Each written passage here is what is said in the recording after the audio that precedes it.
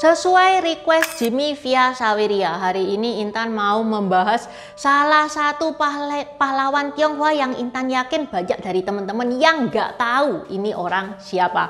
Namanya adalah Chow Ki Song. Chow Ki Song ini seorang warga keturunan Tionghoa yang rumahnya itu dinobatkan sebagai titik sejarah kemerdekaan Indonesia. Ini salah satu contoh bahwa etnis Tionghoa juga berkontribusi loh dalam memperjuangkan kemerdekaan Indonesia yang mana sering dilupakan dalam narasi sejarah. Di video ini selain Intan ngebahas tentang Chow Ki Song, tak tunjukin rumahnya Chow Ki Song yang mana ini rumah masih dihuni sama keturunannya dan masih otentik banget. Dekornya itu ndak seberapa berubah. Benar-benar rumah khas Tionghoa kuno. Oke, 大家好，我叫 Intan， 欢迎来到我的频道 Dynasty。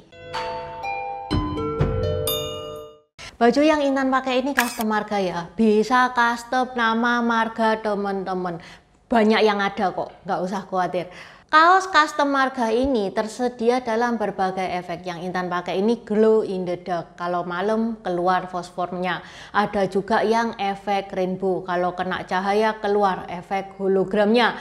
Ada juga yang efek emas berkilau. Kalau teman-teman nggak suka yang aneh-aneh tanpa efek juga ada. Kalau teman-teman berminat bisa di check out via Shopee atau Tokped pada tanggal 1 ya. Sekarang ini masih close PO. Kalau teman-teman kepengen diingetin bisa chat admin Shopee atau Tokped yang linknya ada di deskripsi. Nanti waktu open PO mereka akan ngasih tahu kalau bajunya sudah bisa dipesan. Okay, let's start!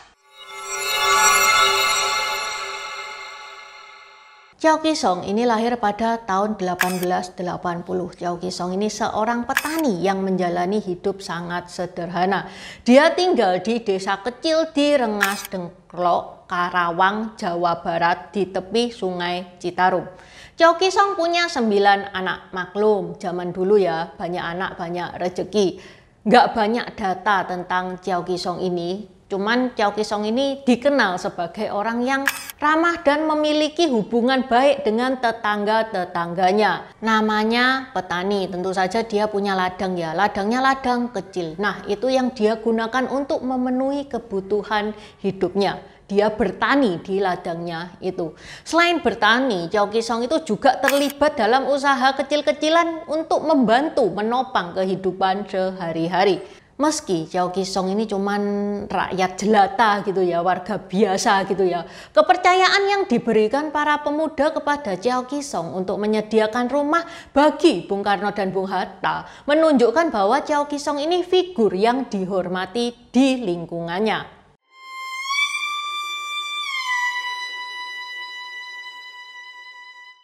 Seperti yang kita ketahui, pada tanggal 16 Agustus 1945 dini hari, Bung Karno dan Bung Hatta itu diculik oleh sejumlah pemuda seperti Sukarni, Wikana, Aidit, Chairul Saleh, dan lain-lain dari perkumpulan Menteng 31.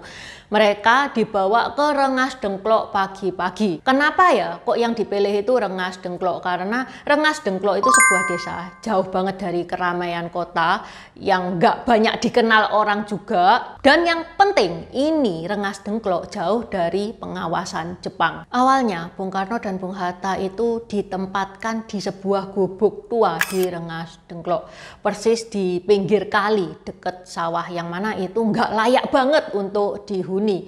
Terus ada seorang pejuang dari Klender, namanya adalah KH Darip. Dia bilang, gimana mereka ini orang penting loh, masa toh mereka itu disuruh tinggal di tempat yang kayak gini.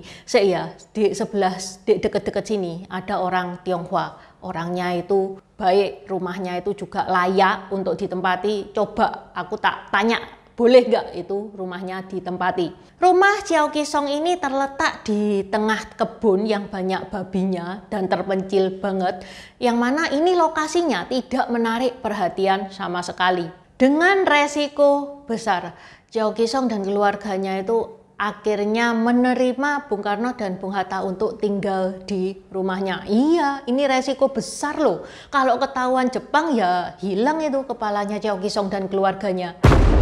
Nyawa loh ini yang dipertaruhkan. Di rumah Chow Ki Song ini mereka itu kemudian menentukan langkah-langkah, merancang strategi yang akan diambil untuk kemerdekaan Indonesia. Naskah teks proklamasi ditulis di rumahnya Chow Ki Song ini. Ketika naskah proklamasi mau dibacakan di tanggal 16 Agustus sore, datanglah Ahmad Subarjo yang mana dia adalah panitia persiapan kemerdekaan Indonesia. Dia kemudian ngambil Bung Karno dan Bung Hatta dan ngebawa mereka ke Jakarta supaya proklamasi ini dibacakan di Jakarta.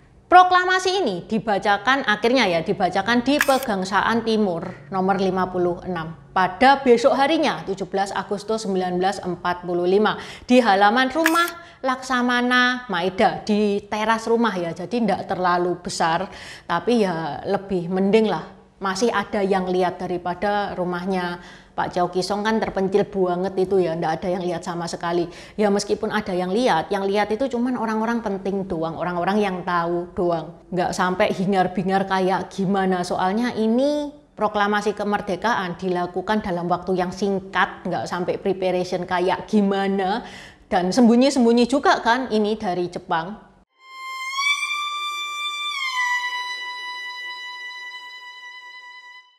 Rumah Chow Ki Song ini dilestarikan dan dirawat oleh penerusnya Chow Ki Song. Bahkan dijadikan tempat wisata. Kalau teman-teman mau datang berkunjung kepengen tahu gimana Bung Karno dan Bung Hatta pada saat itu di rumahnya Chow Ki Song, bisa loh, silakan datang. Ini nih rumahnya di sini. Daya tarik rumah Chow Ki Song itu adalah kamarnya Pak Karno dan Pak Hatta itu masih terjaga keasliannya, jadul khas Tionghoa kuno. Chow Ki Song meninggal pada tahun 1964 dan Chow Ki Song tidak dikenal dan tidak tercatat dalam narasi sejarah Indonesia. Oke, sampai di sini dulu bahasan Intan hari ini. Silakan buat teman-teman yang mau komen, mau nambah-nambahi, mungkin ada teman-teman yang pernah berpetualang ke rumahnya Chow Ki Song, silakan coret-coret di kolom komentar.